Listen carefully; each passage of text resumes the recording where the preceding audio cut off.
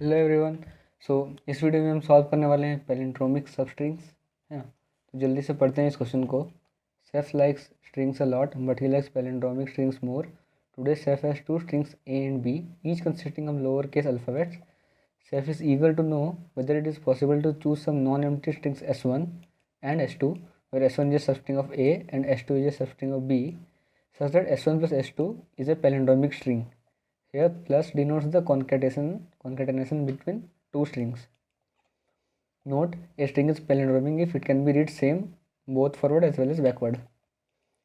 तो मतलब जो स्ट्रिंग को हम आगे से और पीछे से सेम पढ़ सकते हैं वो पैलिंड्रोमिक होते हैं.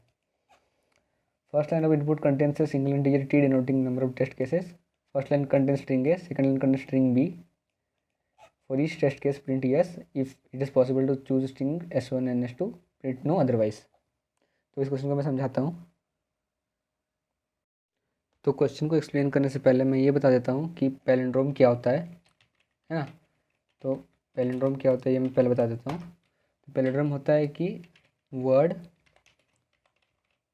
that can be read same from front and back.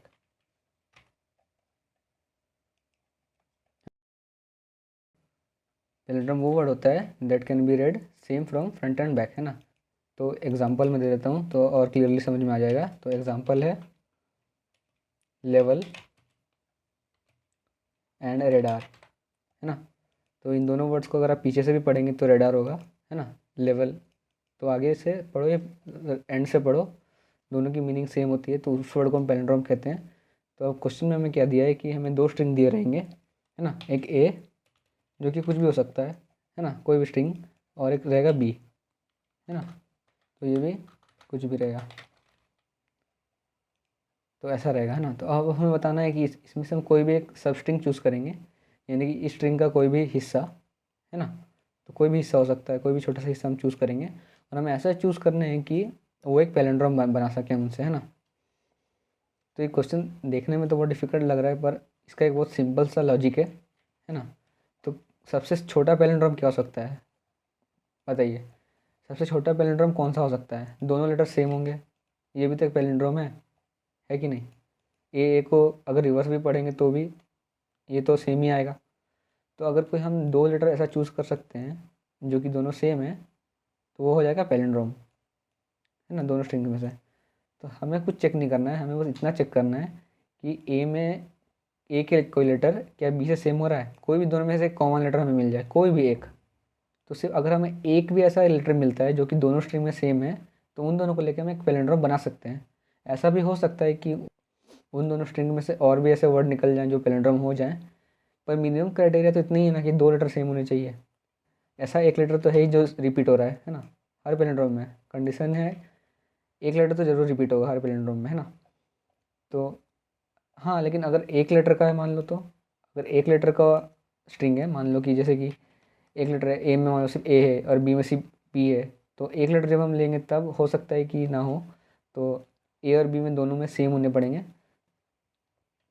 तो मान लो अब एक लेटर है ना. तो ए में एक लेटर है और बी में भी एक लेटर है. मान लो कि ए में यू है और बी में टी है ना. बी में मान लो टी है ना. तो इस केस में कैसे हमारा पैलिंड्रोम होगा, नहीं होगा. तो अगर हमारे ए और बी का साइज़ 1 है तो दोनों लेटर सेम होने पड़ेंगे पैलिंड्रोम होने के लिए, है ना. तो हम दो चेक करेंगे, है ना. अगर ए और बी में दोनों का साइज़ 1 है तो हम चेक करेंगे कि क्या दोनों सेम है. दोनों सेम है तो पैलिंड्रोम है, आउटपुट यस कर देंगे. और मान लो ए हमारा बड़ा है 1 से, है ना. तो हम क्या करेंगे, दो फॉर लूप लगाएंगे, एक ए के लिए एक बी के लिए, और उसमें चेक करते रहेंगे कि क्या ए का कोई एलिमेंट बी से सेम हो रहा है. ऐसा हम चेक करते रहेंगे और हमारा एक भी एलिमेंट मिल गया तो हम ब्रेक हो जाएंगे और बोल देंगे कि ये पैलिंड्रोम हो सकता है ना. तो मैं इसका कोड दिखा देता हूँ.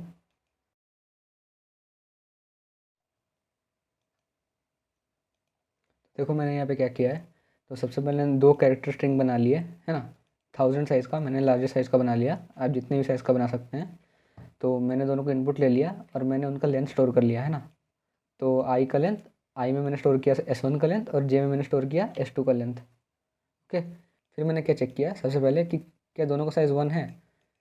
ठीक है। अगर दोनों का साइज़ 1 है और साथ में दोनों सेम नहीं है, एक ही एलिमेंट है दोनों स्ट्रिंग में और सेम वो नहीं है, तो हमें आंसर मिल गया कि वो पैलिंड्रोम नहीं हो सकता, तो हम सीधा नो आउटपुट कर देंगे, है ना। एल्स मान लो हमारा साइज़ बड़ा है स्ट्रिंग का 1 से, तो मैंने क्या किया, 2 फॉर लूप लगा लिए। एक के 0 से आई तक है, आई के S1 का लेंथ, और एक एम मैंने बना लिया जे तक, जे क्या है S2 का लेंथ, है ना। तो के और एम आइटरेट कर रहे हैं दोनों स्ट्रिंग के लेंथ में, और मैंने चेक किया कि if S1 of K equal to S2 of M, कहीं भी अगर एक भी दो लेटर दोनों में सेम मिल जाता है तो मैं क्या कर दूंगा, सी आउट यस। और फिर मैंने एक जंप स्टेटमेंट यूज़ किया है, गो टू एंड, है ना। तो जो कि हमें लूप, जो ये वाइल लूप हमने लगा के रखा है, जो कि आइट्रेशंस के लिए वाइल लूप है, तो ये वाइल लूप के एंड पे हमें ले जाएगा। देखो यहाँ पे गो टू एंड मैंने लिखा है और यहाँ पे मैंने एंड लिख दिया है। तो जब ये स्टेटमेंट आएगा तो उसके बाद वो सीधा यहाँ जंप कर लेगा, है ना। और मान लो कि ऐसा नहीं होता है, एक बार भी हमें सेम नहीं मिलता है, तो वो क्या करेगा, इस फॉर लूप से ब्रेक हो जाएगा, ये फॉर लूप ब्रेक हो जाएगा और यहाँ पे वो नो आउटपुट कर देगा, है ना। तो ऐसे हमारा ये क्वेश्चन सॉल्व हो जाएगा। तो इस क्वेश्चन के लिए इतना ही, फिर मिलते हैं नेक्स्ट वीडियो में।